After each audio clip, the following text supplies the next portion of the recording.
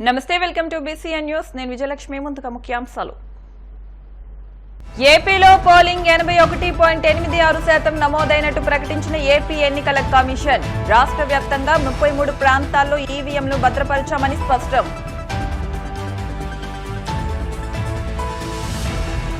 రాష్ట్రమంతటా ఫ్యాన్ గాలి బలంగా వీచిందన్న మంత్రి బొత్స సత్యనారాయణ. భారీ మెజార్టీతో విజయం సాధిస్తామంటూ ధీమా.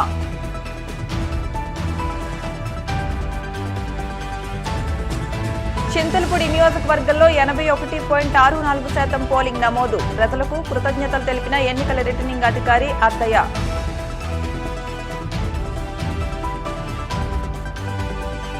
ఏపీలో ప్రభుత్వం మారిపోతుందన్న కమలాపురం టీడీపీ నేత కృష్ణ చైతన్య రెడ్డి. ప్రజలు కూటమికే మద్దతు తెలిపారంటూ స్పష్టం. ఏపీలో ఇటీవల జరిగిన అసెంబ్లీ, ఎంపీ ఎన్నికల అంశంపై సీఈఓ ముఖేష్ కుమార్ మీనా మీడియా సమావేశంలో భాగంగా కీలక విషయాలను ప్రకటించారు. ఈ నేపథ్యంలో గతంలో కంటే ఈసారి ఏపీలో పోలింగ్ 81.6% నమోదైనట్లు వెల్లడించారు. ఏపీలో జరిగిన అసెంబ్లీ, ఎంపీ ఎన్నికల అంశంపై సీఈఓ ముఖేష్ కుమార్ మీనా మీడియా సమావేశంలో భాగంగా కీలక విషయాలను ప్రకటించారు.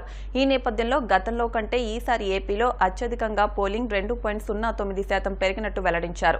అత్యధికంగా దర్శి నియోజకవర్గంలో 90.91% అత్యధిక ఓటింగ్ శాతం నమోదు కాగా, తిరుపతి నియోజకవర్గంలో అత్యల్పంగా 63.32% రికార్డైనట్లు చెప్పారు. ఇక ఓటింగ్ పూర్తయిన తర్వాత రాష్ట్ర వ్యాప్తంగా 33 ప్రాంతాల్లో ఈవీఎంలను భద్రపరిచామని ఈసీ తెలిపారు. దీంతో పాటు సెక్యూరిటీని కూడా పెద్ద ఎత్తున ఏర్పాటు చేసినట్లు వెల్లడించారు. So final figure of people, first of all మనకు ఎలక్టర్స్, టోటల్ ఎలక్టర్స్ 4,13,33,702. ఈ డీటెయిల్స్ మీకు ఇస్తాం, ఐ హ్యావ్ అందరికీ ఇస్తాం. దాంట్లో 3,33,40,560 పార్లమెంటరీ కాన్స్టిట్యున్సీస్ కోసం ఓట్ చేశారు. 3,33,40,560 they voted in all the 25 parliamentary constituencies. Assembly కాన్స్టిట్యున్సీస్కి కొద్దిగా డిఫరెన్స్ ఉంది. అక్కడ 3,33,40,333. సో పార్లమెంట్కి 227 ఓట్ ఎక్కువ వచ్చినాయి. సో దట్ ఎనీవే కొంతమంది people have their own choice. So some people might not have voted. ఇది దిస్ కమ్స్ టు అంటే ఓన్లీ ఈవీఎం పోల్ చూస్తే మనకు polling percentage is 80.66 is the exact percentage finalized yesterday night. 80.66% final voting percent EVM polled votes. 2014లో మనకు percentage was 78.41%. 2019లో 79.77%. So ఈసారి almost 1% ఈవీఎంలోనే increase అయింది. తర్వాత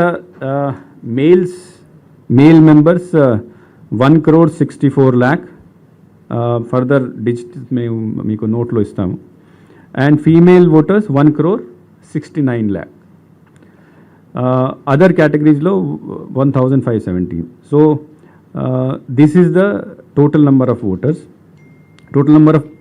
ఓటర్స్. యా. నా దాంట్లో కూడా మనం చూస్తే అసెంబ్లీ కాన్స్టిట్యున్సీకి వస్తే దర్శి హైయెస్ట్ పోలింగ్ జరిగింది, 90.91%. పార్లమెంటరీ కాన్స్టిట్యుయెంటీలో ఒంగోల్ హైయెస్ట్ ఓటింగ్ జరిగింది, 87.06. అసెంబ్లీలో లోయెస్ట్ తిరుపతి 63.32. లాస్ట్ టైం 2019లో తిరుపతిలో 65.9 ఉంది. సో కొద్దిగా అక్కడ తగ్గింది. Most probably what we presume is the reason that మనం బోగస్ ఓట్ని కొద్దిగా కంట్రోల్ చేయగలిగాం కాబట్టి అక్కడ కొద్దిగా తగ్గింది. లోవెస్ట్ పార్లమెంటరీ కాన్స్టిట్యున్సీకి వస్తే వైజాగ్ 71.11%. బట్ ఇది ఒక మంచి న్యూస్. అంటే లాస్ట్ టైం వైజాగ్లోనే ఓన్లీ 67% ఓటు ఉండేది, ఈసారి 71% వచ్చింది. దాట్ మీన్స్ ఆల్మోస్ట్ 4%, 3.8% ఇంక్రీజ్ అయింది. దాట్ ఈజ్ అర్బన్ ఏరియాలో కొద్దిగా పెరిగింది. That's a very good sign. నా దీంతో పాటు మనము పోస్టల్ బ్యాలెట్ కూడా చేయడం జరిగింది. పోస్టల్ బ్యాలెట్ కూడా ఇంతకుముందు కూడా అన్ని పార్టీస్కి మనము ఆల్రెడీ డీటెయిల్స్ ఇచ్చాము.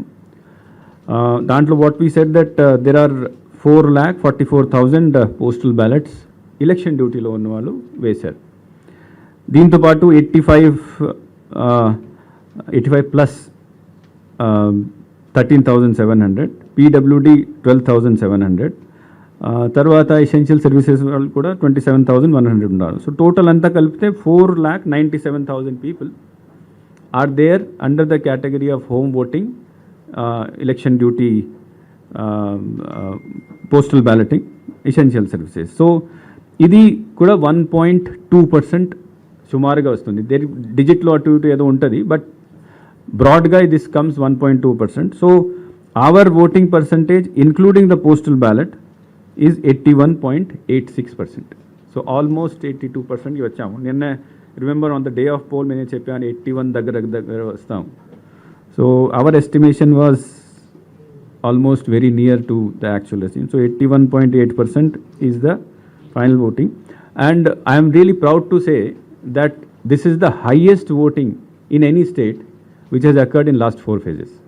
ఇది లాస్ట్ 4 phases లో 5 ఎక్కడైనా ఓటింగ్ జరిగిందా, పార్లమెంట్ ఫేజ్ ఉన్న తర్వాత అసెంబ్లీ ఫేజ్ ఉన్న, this is the highest voting. Nearest మనకు వెస్ట్ బెంగాల్ ఉంది, విచ్ ఇస్ 80.3% ఉంది. రాష్ట్రమంతా ఫ్యాన్ గాలి బలంగా వీచిందని మంత్రి బొత్స సత్యనారాయణ వెల్లడించారు. సంక్షేమం, అభివృద్ధికి కట్టుబడ్డామన్న సీఎం హామీలు ప్రజలు విశ్వసించారని ఆయన పేర్కొన్నారు. ప్రజల ఆత్మగౌరవం కాపాడారన్న అభిమానం ముఖ్యమంత్రిపై మహిళల్లో పెరగడం వల్ల పెద్ద ఎత్తున ఓటింగ్ జరిగిందన్నారు. టీడీపీ మోసాలు, కుయుక్తులను ఎవరూ విశ్వసించలేదని, ల్యాండ్ యాక్ట్పై టీడీపీ చేసిన ప్రచారాలను సైతం రైతులు నమ్మలేదన్నారు. రాజకీయాల్లో చిత్తశుద్ది ముఖ్యమని, దాన్ని చూసే ప్రజలు పెద్ద ఎత్తున మద్దతు ప్రకటించారని అన్నారు. విశాఖలో ప్రమాణ స్వీకారం తేదీని 1-2 రోజుల్లో ప్రకటిస్తామని, జగన్ విశాఖలో సీఎంగా ప్రమాణ స్వీకారం చేస్తారని అన్నారు. పండుగ లాంటి వాతావరణంలో ప్రమాణ స్వీకారం జరుగుతుందన్నారు. కూటమి దౌర్జన్యాలకు పాల్పడితే తాము సంయమం పాటించామని అన్నారు. వైసీపీ కార్యకర్తలు పూర్తిగా సహకరించడం వల్లే మంచి పోలింగ్ జరిగిందన్నారు. తెలుగుదేశం పార్టీ ఎన్నో కుతంత్రాలు పడింది, ఎన్నో కుయుక్తులు చేసింది, ఎన్నో అబద్ధాలు చెప్పింది, ఎన్నో మోసాలు చేసింది. 1 కాదు 2 కాదు. సడన్ గా మధ్యలో ల్యాండ్ యాక్ట్ తీసుకొచ్చింది, లేని చట్టాన్ని తీసుకొచ్చి రైతులను మొప్పెడదామని చూస్తుంది. కానీ రైతు ఎక్కడ కూడా చెక్ చదవలేదు. సంక్షేమం ఆపడానికి ప్రయత్నం చేసి వాళ్ళని తిరిగి మళ్ళీ మేమే దాంట్లో అకౌంట్లో డబ్బులు లేవని చెప్పి మోసం చేయడానికి ప్రయత్నం చేసింది. అయినా మోసాలు తెలుసరికి నిజాలు తెలుసు, అందుకే చేశారు. అందుకు రాజకీయాల్లో, ప్రజా జీవితాల్లో నిజాయితీ ముఖ్యం, చెప్పింది చేయడం అనేది ముఖ్యం. ఒక బ్రాండ్ మాట తప్పుడు మనం తిప్పరని, అది స్వర్గీయ రాజశేఖర గారికి ఉంది, మళ్ళీ జగన్మోహన్ రెడ్డికి వచ్చింది ఆ వారసత్వం. అదే రీతిలో ప్రధానులు కూడా వచ్చారు. తప్పకుండా ఏదైతే నిన్న ఇంత పెద్ద ఎత్తున వచ్చి ప్రభుత్వం 4వ తారీఖున జూన్ 4ని లెక్కింపవుద్ది. ఆ డేట్ కూడా ఇంకా రేపు 2 అనౌన్స్ చేస్తాం. ఇక్కడికే జగన్మోహన్ రెడ్డి వస్తారు, ఇక్కడే ప్రమాణ స్వీకారం చేస్తారు. విశాఖపట్నంలోనే కన్నుల పండుగ. ఏదైతే ఆకాంక్షలు ఉన్నాయో ఆకాంక్షలని నెరవేర్చడమే కాకుండా ఏవైతే ప్రభుత్వంలో జరుగుతున్న రిఫార్మ్స్ ఉన్నాయో దాన్ని కొనసాగిస్తూ అటు విద్యలో కానీ, వైద్యంలో కానీ, దాంతోపాటు అభివృద్ధి కార్యక్రమాలు ముఖ్యంగా విశాఖ విజన్ ఏదైతే ఉందో విజన్ అచీవ్ చేస్తూ ఉద్యోగ అవకాశాలు ఇస్తూ జూన్ 4 నుంచి ఆ ప్రక్రియ ప్రారంభమవుతుంది. ముఖ్యంగా ఇందులో పాల్గొన్న ఈ ఎన్నికల్లో ఎన్నో ఒడిదుడుకులు పాల్గొని, ఎన్నో ఇబ్బందులకు ఓర్చి, ఎన్నో మాయ మాటలకి లొంగకుండా, ప్రలాభాల్లో లొంగకుండా ఉన్న మా పార్టీ కార్యకర్తలు, మా నాయకులు, అలాగే ఓటర్ సోదరులు సోదరిమణులు అందరికీ కూడా వ్యక్తిగతంగా, పార్టీ పరంగా నేను కృతజ్ఞతలు తెలియజేస్తున్నాను. ఎందుకంటే ఇది బాగా సంగ్రామం.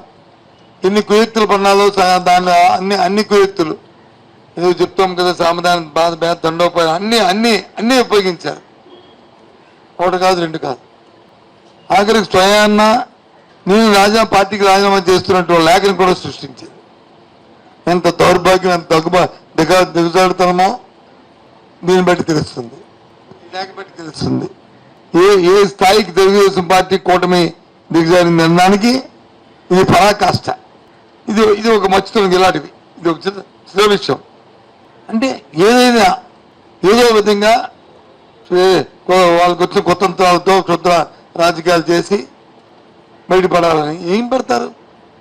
తెలుగుదేశం పార్టీకి చంద్రబాబుకి ఉన్న చరిత్ర ఈ రాష్ట్ర ప్రజానికి అందరికీ తెలుసు. మాయా, మోసం, దగ. అలాగే రాజశేఖర రెడ్డి గారికి, జగన్మోహన్ రెడ్డికి తెలుసు.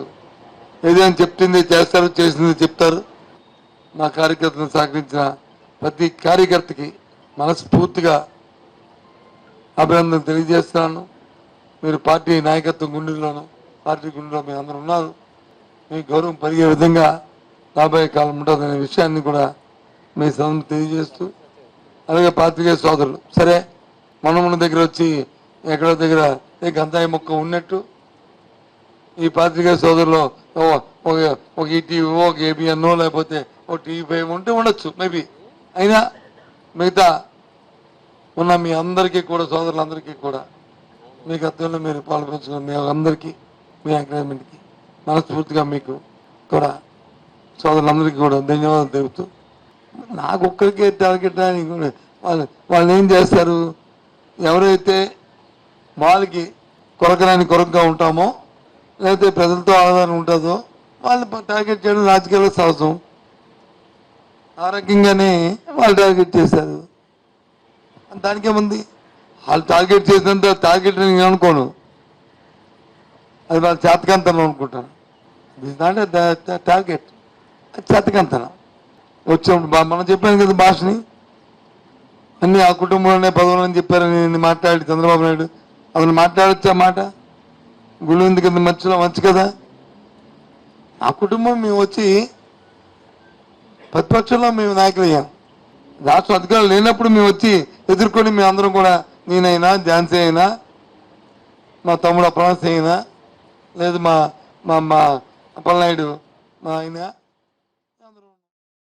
ఆంధ్రప్రదేశ్ రాష్ట్రంలో మరోసారి వైసీపీ అధికారంలోకి వస్తుందని మంత్రి మేరుగ నాగార్జున తెలిపారు. ఇది పేదలకు, పెత్తందారులకు మధ్య జరిగిన యుద్దమని, ప్రజలు నిజమైన నాయకుడికి పట్టం కట్టబోతున్నారని అన్నారు. జూన్ 4వ తేదీన వైసీపీ సునామీ రాబోతోందని చంద్రబాబు ఫ్రస్ట్రేషన్లోకి వెళ్లాడు. పల్నాడు జిల్లాలో వైసీపీ నేతలపై దాడులు చేస్తున్నారని, సమస్యాత్మక ప్రాంతాల్లో సెక్యూరిటీ పెంచాలని కోరినా కూడా ఎన్నికల కమిషన్ పట్టించుకోలేదని ఆయన మండిపడ్డారు. కేంద్ర ప్రభుత్వంతో కుమ్మక్కై చంద్రబాబు ఎన్నికల్లో అక్రమాలకు పాల్పడ్డారని, పోలీసులు టీడీపీకి కొమ్ము కాశారని అన్నారు. అధికారంలోకి రాగానే ఎన్నికల్లో అక్రమాలకు వంతపడిన పోలీసు అధికారులపై విచారణ జరిపిస్తామని మంత్రి మేరుగ నాగార్జున పేర్కొన్నారు. మాకు బాగున్నటువంటి ప్రాంతాల్లో మిలిటరీ దళాలని, పోలీసుల్ని పెట్టి ఎన్నికలు నడిపినటువంటి యంత్రాంగం, పోలీసు యంత్రాంగం కానీ, లేకపోతే ఎలక్షన్ కమిషన్కి మేము ఎన్నిసార్లు కంప్లైంట్ ఇచ్చామో వాళ్ళు నిమ్మకు నిండెత్తినట్టుండి ఎక్కడ ఏమీ పట్టించుకోలే. అంటే ఇది ఒక ప్లాన్ ప్రకారం కేంద్రంతో కుమ్మక్కై ఒక ప్లాన్ ప్రకారం ఈ రాష్ట్రంలో జగన్మోహన్ రెడ్డి గారిని అడ్డుకట్ట వేయాలనే ఒక కుట్రతో తప్ప వేరే ఆలోచన లేదు. చాలామంది పోలీసు అధికారులు పచ్చ చొక్కాలు వేసుకున్నారు. నేను ఒకటే చెప్తా ఉన్నా, ఏ పోలీసు అధికారైనా, ఎవరైనా ఈ రాష్ట్రంలో మేము మరలా అధికారంలోకి రాకపోతా ఉన్నాం, ఖచ్చితంగా ఎంక్వైరీ చేస్తాం. మీరేదో మా నాయకుడిని, మమ్మల్ని ఓడించాలని చూస్తే ఆంధ్రప్రదేశ్లో ప్రజలు న్యాయ నిర్ణేతలుగా ఉన్నారు. జగన్మోహన్ రెడ్డి గారిని అంచెలంచెల విశ్వాసంతో జగనన్న గెలిపిస్తాకు సిద్ధంగా ఉన్నారు. అందుకని ఎక్కడ మాకు ఈరోజు కేంద్రంలో ఒక పోలీస్ అబ్జర్వర్ని వేశారు. మరి ఆయన ఏమైపోయాడో తెలియదు, ఎవరు ఇన్ఫ్లుయెన్స్ పొందాడో తెలియదు.